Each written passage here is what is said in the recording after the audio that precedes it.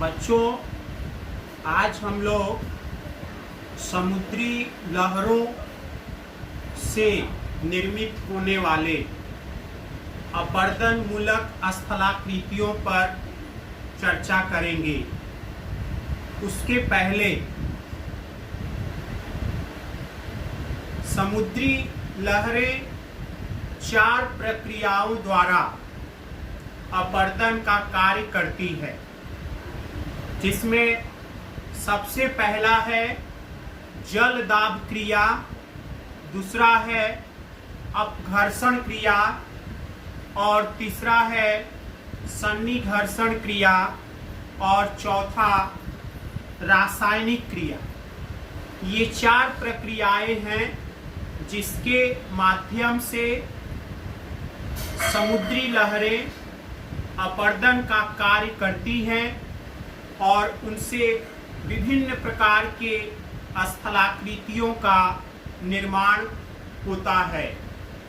तो इन स्थलाकृतियों में प्रमुख है जैसे समुद्री कगार, उसके बाद तरंग रोधित महावेदी समुद्री गुफा और उसके साथ साथ वात छिद्र, समुद्री मेहराब, तटीय स्तंभ। ये कुछ प्रमुख स्थलाकृतियां हैं जो समुद्री लहरों द्वारा अपरदन क्रिया के फलस्वरूप निर्मित होती है। तो बच्चों, सबसे पहले हम लोग सी क्लिफ अर्थात समुद्री कगार के बारे में जानते हैं। सी क्लिफ क्या है, समुद्री कगार क्या है? तो अपरदन की क्रिया, समुद्री लहरों द्वारा अपरदन की क्रिया सागर के निचले भाग में अधिक होता है। लहरें सागर तट के निचले भाग से टकराती है और जिससे वहां की चट्टानें ढीली पड़ जाती है और वो टूट जाती है। इस प्रकार निचले भाग का कटाव अधिक होता है और ऊपरी भाग का कटाव कम होता है। अतः बाद में आधार कमजोर हो जाता है और इस तरह से ऊपरी भाग जो है अंत में गिर जाता है, ढह जाता है। तो उससे तट जो है सीधा खड़ा रह जाता है और इस प्रकार खड़े ढाल वाले समुद्री तट को हम लोग समुद्री कगार के नाम से जानते हैं। तो यह कगार जो है समुद्री कगार, इसका निर्माण समुद्री अपरदन के जल दाब प्रक्रिया द्वारा होता है। तो सी क्लिफ के बारे में, कगार के बारे में ये जानकारी हुई।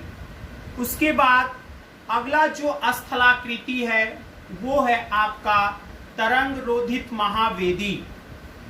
तो इसी समुद्री कगार का आगे का जो हिस्सा है, सम्मुख जो हिस्सा है, वो आपका तरंग रोधित महावेदी कहलाता है।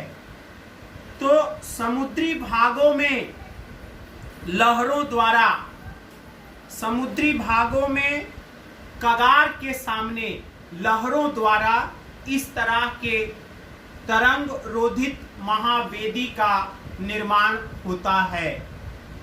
तो ये आपका दूसरी स्थलाकृति है और इस तरह के महावेदी का धरातल जो है वो समतल होता है और ये आपका दूसरा प्रमुख स्थलाकृति है जो कगार के सामने निर्मित होता है। लहरों के आक्रमण से, लहरों के अपरदन कार्य से। तीसरी जो प्रमुख स्थलाकृति है वो है आपका समुद्री गुफा समुद्री गुफा क्या है? समुद्र तट पर जब कठोर शैलों के बीच कोमल शैलें पाई जाती है तो लहरों द्वारा कोमल शैलों का अपरदन अधिक तेजी से होता है और कठोर शैलें जो है वो यथावत खड़ी रहती है और इस तरह से कोमल शैलों के अपरदित हो जाने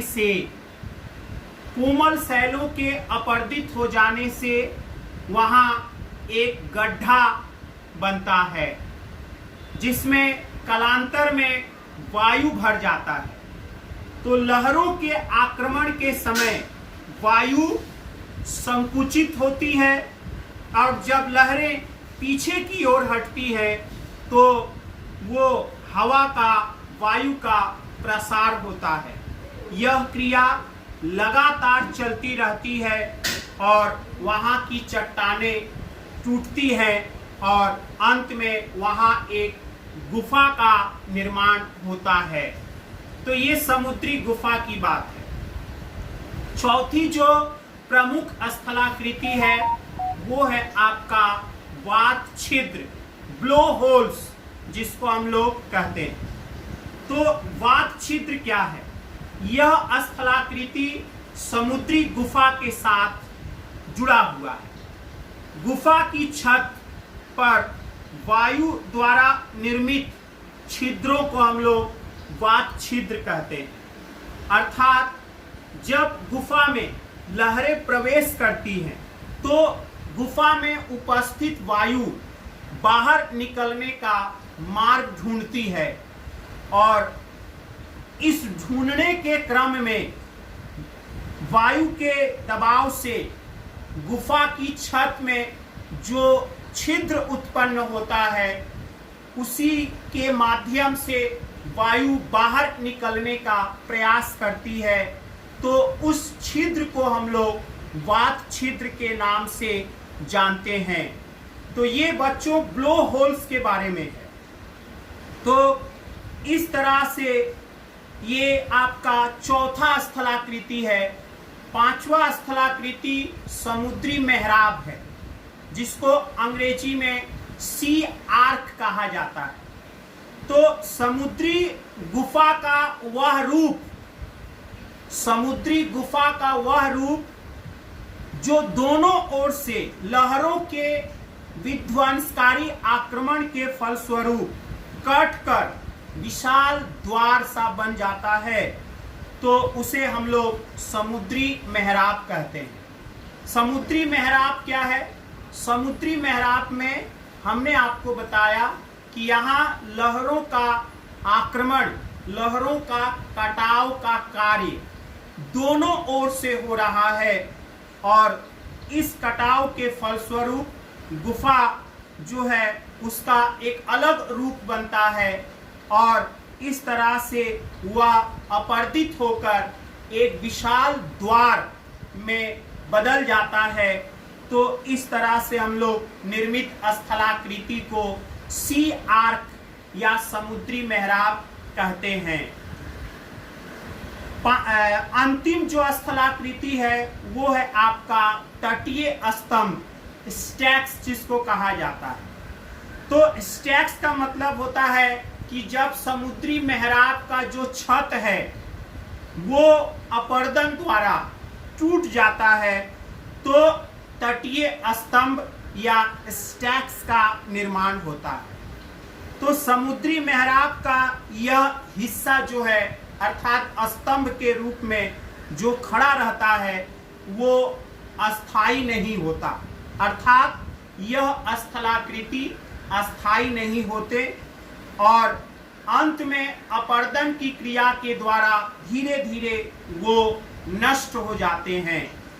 तो ये आपका स्तंभ जो है वो विभिन्न आकार के होते हैं जो शैलों की संरचना या चट्टानों के स्वभाव पर निर्भर करता है। तो बच्चों ये 6 प्रमुख स्थलाकृतियां हैं जो समुद्री लहरों के अपरदन के फलस्वरूप निर्मित होते हैं। और इस तरह से बच्चों इसका ये अगला जो हम लोग पढ़ेंगे क्लास होगा वो आपका समुद्री निक्षेपण के साथ जुड़ा होगा। एक और आपको सूचना दे दें, ये वीडियो जो है वो आपको YouTube में हमने अपलोड कर दिया है, इसका लिंक आपको मिल जाएगा। इससे आपको ये सुविधा होगी, आपको डाउनलोड नहीं करना होगा, उस लिंक पर क्लिक करने से ही आपको ये पढ़ाई की जानकारी आसानी से मिल जाएगी। तो बच्चों, आज की जो हम लोगों ने जिस विषय पर अध्ययन किया वो समुद्री अपरदन से निर्मित स्थलाकृतियां थी, और ये अपरदन कार्य किन प्रक्रियाओं द्वारा होता है उसका नाम भी हमने आपको बताया।